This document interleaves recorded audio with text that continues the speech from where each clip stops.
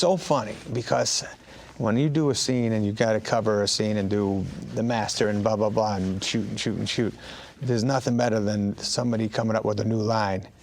All of a sudden, it's like the freshest thing to you. You say that new line, you're like, can you give me 5 more new lines? Because I think I'm getting stiff here with this other stuff, you know? And that was nice. Yeah, I worked with Adam McKay once. He would do that. He would just be throwing out, right. This now. Yes, exactly. That's how a lot of the comedians and the comedy directors do it. It's like you got a list of a couple of comedy writers in the background going blah, blah, blah, blah, blah, handing it to the director. The director screams out, maybe try saying this, and then you either say that line or something close to it, and it does create a...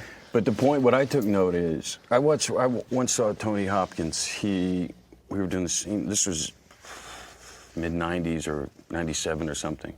And the scene wasn't working for him. I mean, for me, I thought it was great. But for me, it wasn't working. And he turned around, he turned his back to us all for about 30 seconds and turned back around.